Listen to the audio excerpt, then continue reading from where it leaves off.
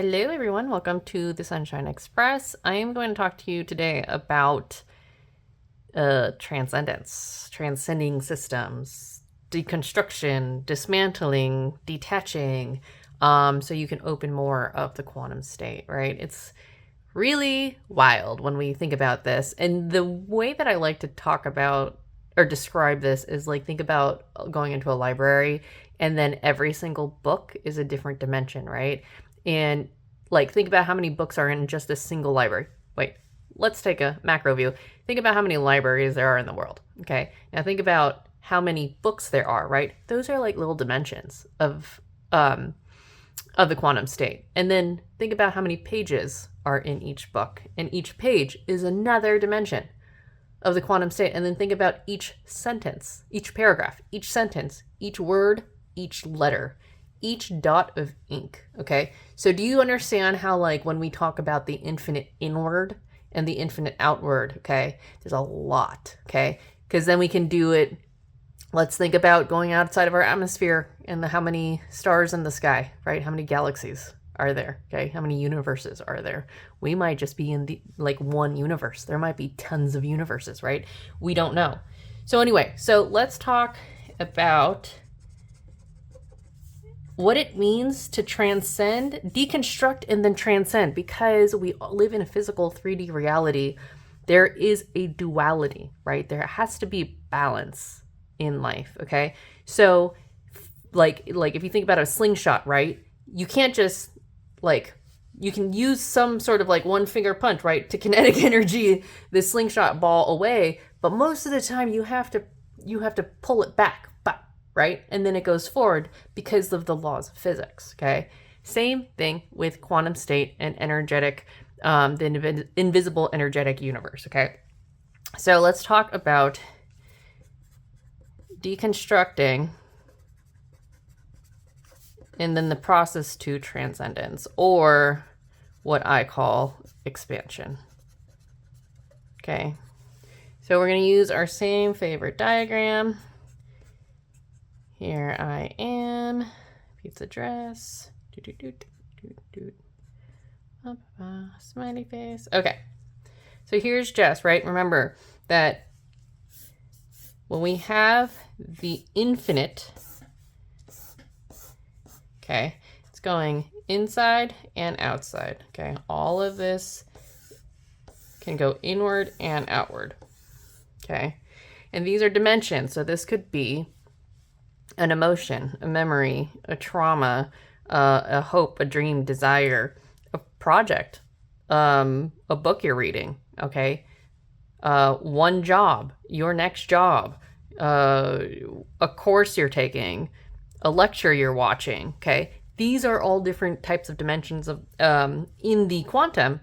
It's just a matter of what you're doing and where you put the boundaries of that in, right? A book has pretty clear boundaries. Once you open a book, you read all the pages, that's pretty much the end of the book, unless, of course, there's a sequel, right? And then you're like, okay, this is a series of books. There's 12 books, and so I can read this mini dimension, right? But there's actually multiple dimensions within that mini dimension. So if you think about fan fiction and all that stuff, you can really dive down this rabbit hole. And remember, these are portals or wormholes, right? Portals. Okay, or wormholes. Okay, or you can call them a rabbit hole or something like that, right? Okay, so let's talk about levels of consciousness. Okay. Levels of consciousness, we can go from 1D, which is amoeba, right? Amoeba, smiley face, to really realistically infinity D, okay?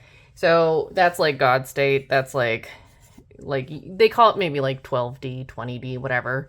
That's understanding all of this, but then also understanding all of the superpowers that you gain by being able to absorb this. I can't possibly do that. I don't think I can in this life. I mean, obviously there is a possibility of me being able to because the quantum is infinite, but in order for me to understand infinity D, I'd have to be a microbiologist, NASA researcher, scientist, mad fucking person, and I'm just not. I'm not. And so this is not an impossible task, but it is. It will be for me in my lifetime. Like I have 60 years to understand all of this stuff, and I feel like I'm like baby. I'm like a baby step right here. Okay.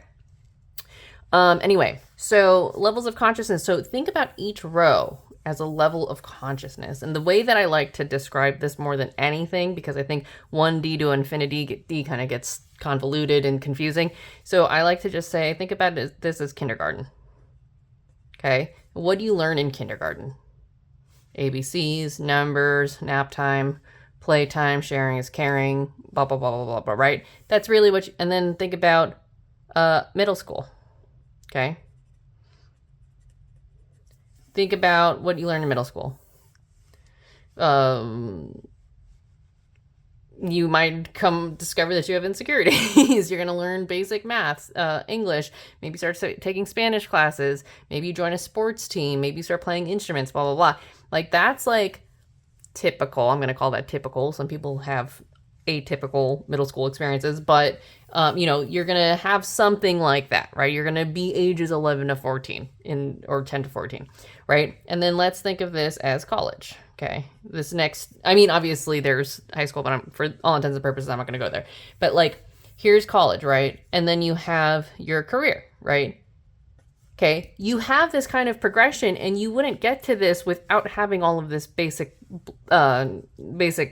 building blocks, right, of the knowledge. And then when you get to career, it unfolds and unfolds and unfolds and unfolds, right? Okay, this format works for anything. It works for anything. So the more basis of knowledge that you have in Brazilian Jiu-Jitsu, you get your white belt, then your blue belt, then your purple belt, brown belt, black belt. And guess what? After your black belt, that's not done. No fucking way. Did you know that there's a belt above that that's like the red belt or coral belt, whatever? And then people earn stripes on their red belt. Like, it doesn't end. You keep learning, because ultimately everything is energy. And once you get into art forms and understanding art forms as energy, then you kind of are like, oh shit, this really is infinite what I can do here, okay? And I'm never going to be able to stop learning, because there's just an infinite amount of things, okay? So when we talk about deconstruction, it's a fascinating thing, because I will use evangelical religion as the basis for this, because I feel like that is a huge topic of conversation right now, which let's talk about deconstructing evangelical Christianity, okay? So your level of consciousness is this. If you learned evangelical Christianity, you're going to learn that you're a sinner. You need to repent. Jesus is king and blah, blah, blah, all that stuff, right? So let's just say that you know that. So evangelical Christianity is one dimension of life. And remember, you can have, right? You can have all of these micro dimensions of what evangelical Christianity is, but that's only one dimension of life, right? Then you have Judaism. Then you have progressive Christianity. Okay. Then you have Buddhism. Then you have being a Sikh. Islam. Okay. Satanic Temple. Okay. You can be a Wiccan. Okay. So do you see what I'm saying? Like, you can spend your entire freaking life just in this dimension, but there's more. It's just like a library. There's more. There's going to be more takes on what evangelical Christianity is than just the 3 sentences that I said about it just now, right? But let's say, for all intents and purposes, we needed to come up with a grouping for this row, this entire row. What is this? What is this? It's spirituality. Okay? But let's go ahead and do us a favor, and let's just say that we condense all of that, right? And say that, well, spirituality is only really one facet of life. Right? So then we go into this, okay, spirituality, we can learn about all of this. Then we need, like, finances. But we could say that finances kind of go hand in hand with spirituality, right? Because everything is connected. It's all within the quantum. Okay? What's next? Our physical. Okay. Again, physical health, tons of tiny little dimensions, right? Tons of tiny. How many? And then we can do diet, nutrition, right? Okay. How much stuff fits underneath this dimension? Okay. This is where we go into our portals and wormholes. We jump into the dimension to learn everything about it. Then we come out and we go to the next thing, right? Let's think about your hobbies.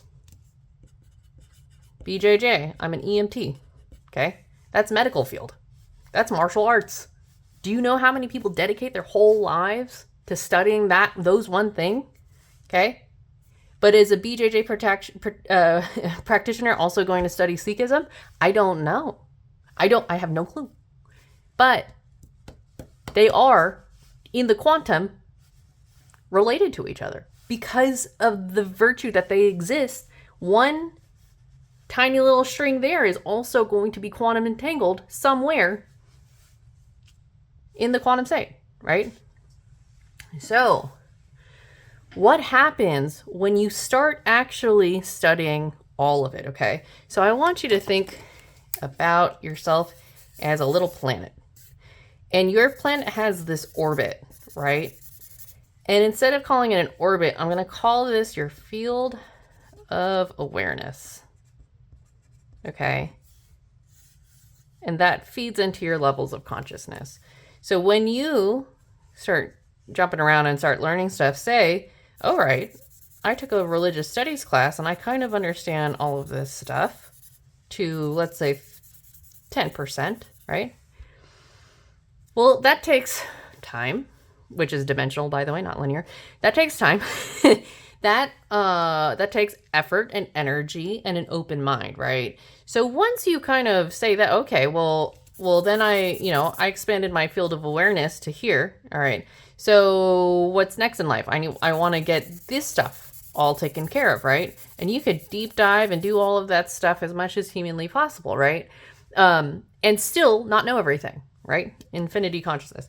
But what's after that then? Like, what's after this? Okay. For me, let's say for me, I'm now painting murals. Okay. I'm also writing pitch decks to solve global issues, national and global issues.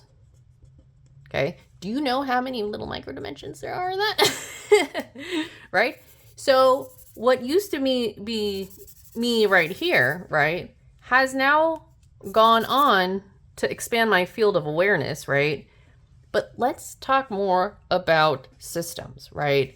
Deconstructing all of what this means and then expanding past it. Remember, these are tiny little things. These are tiny little things. Okay? They're tiny little dimensions in the grand scheme of things because we could toss in microbiology. Okay? We can talk about quantum physics. Okay? All right, we can talk about red pill / manosphere content. Oh, I'm butchering that spelling. Okay. All of this stuff is these dimensions that you can, oh man, I can really, really get involved with that, right?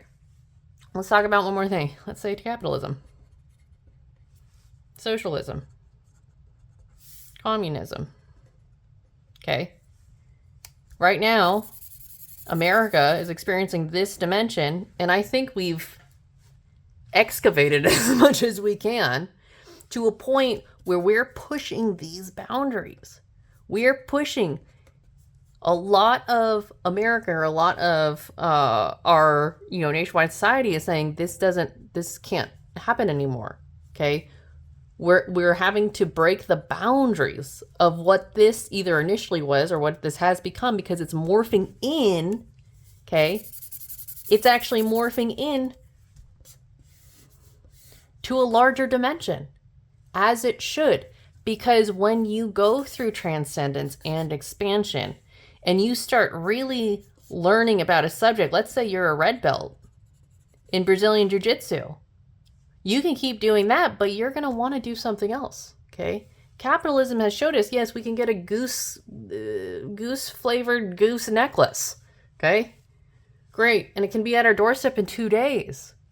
Okay. But what's beyond it? what's beyond it, right? And here's the thing. Here's the real thing, right? I talked about this is always expanding outwardly, but really what the pattern is like your field of awareness makes you actually more magnetic, okay? The larger you go, like the larger you become, right? You're like becoming this giant planet, right? You're a little planet, but now your gravitational orbit is actually getting bigger and bigger and bigger. And what ends up happening is you become super magnetic, right? Gravitational pull. All of your dreams and desires are actually just going to come to you. There's an effort that you have to take, yes, but also you don't really have to worry because the rest of the quantum just comes straight to you. It's very easy. Okay, so you don't really have to do anything.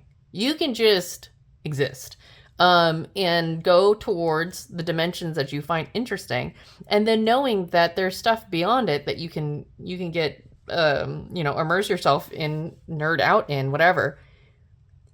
And then understand that actually there's more to this. There's more to this. There's more to this. There's always more to this. There's so much to learn and do and exist in life that you're really going to just keep expanding. But you have to deconstruct this whole deconstructing thing. You have to deconstruct the boundaries in which you are putting yourself in. Okay, or what you were taught to put yourself in, and then understand, oh, wait a second, there's other dimensions of life. That's pretty freaking cool. And it's scary and it's terrifying. In a lot of the videos, I have mentioned that these are actually fear lines. This boundary is where people are like, okay, that's enough. Okay. And so I call them doorways, but really what you're going to do when you encroach your expansion, you're going to run into the fear line, your nervous system. Your nervous system is going to activate. Okay. It's going to come online. It's going to go, no. I feel safe in my little box. Okay.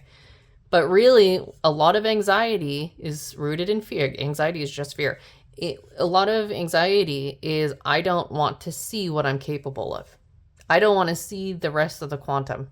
I don't want to see or understand my potential energy. Okay. All of this yellow is really just potential energy. And one of the last videos I said that love is one of the greatest forces in the world, but creative potential energy is actually stronger than that. Okay. Because when you understand the little nuclear, the little nuclear pellets you're carrying inside of you, which is your potential creative energy, you will explode through the quantum. Okay. You will rip through every fear line that you have once you understand what you're really capable of. And there's a lot to say about why governments want to suppress education or defund creativity and all that stuff. There's a lot of and it's because they don't want you to know that this is all interconnected, and this has to do with this, has to do with this, has to do with this, has to do with this. Because life is actually fairly easy, very easy. It's very fun and very enjoyable. And what that does, it doesn't make this one dimension feasible. Okay. But when you've put all of your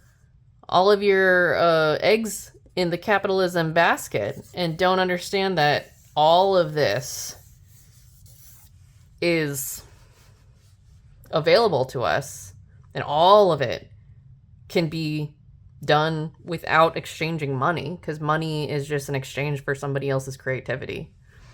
When we can understand all of that, this dimension, these fear lines start going away. These fear lines start going away. So then eventually, if I'm Jess, right?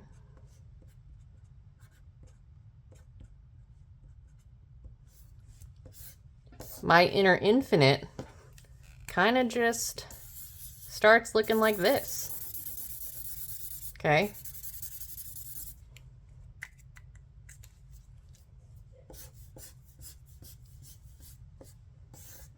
Okay. And I use yellow very cautiously because people are trying to understand. I've like talked about this before, which is people often artists often in history have shown prophets or gods or lords or divine characters with halos around them. They're emanating this energy. And how do you depict a glow on somebody that literally has nothing but a robe on their back, right? You're going to put a little halo around them, okay? This is the halo. This is the understanding of the energetic universe. You've learned how to alchemize. You've learned how to take the fear lines and turn them into expansion. And because of that, you are able to make yourself a self-generating joy machine, which is what I like to say. And it glows. It's magnetic. You can see it. You can feel it. You can, if you're in tune with being able to see, auras or whatever the fuck, you're able to see somebody emanating gold, and it's a vibration. It's an energy that transcends language and communication. You can go ahead and and try to talk shit about somebody who's literally emanating gold from their body and being like, that person's a piece of shit, and everyone's gonna be like, no, they're not. They you just feel it. You just know. And again, that goes beyond anything that capitalism wants you to do, because having this amount of glow requires you to actually live with less, be sober, and actually be celibate. Okay, and we can get into all of these things, but living with less is clears your channels in your nervous system, no stress or less stress, right? If you're not comparing yourself with anyone, if you're not overloading your system with oh, I have to have this next thing, blah, blah, blah, blah, blah. If you're content with the stuff that you own right now and actually can pare down, you don't have to clean, no cleaning or barely any cleaning. You're not worried about clutter, all that, and you're streamlined, okay? Sobriety calms your nervous system, okay, right? Goes back to no stress. Okay, you're able to get in touch with the deeper layers of yourself, more of the inner infinite. And then here's the fun one. Being celibate actually allows you to control this little circuit in your body where you can now control the direction of your energy, okay? And when you can control the direction of your energy, no anxiety, right? Because you understand the fear lines, no depression. And you want to feel. You want to be human. Okay? There's a very large amount of reasons why culturally we had, the old monks or whatever, old spiritual leaders saying, vow of poverty, vow of celibacy, vow of sobriety. And there are a lot of reasons why. This is a few of them, most important ones.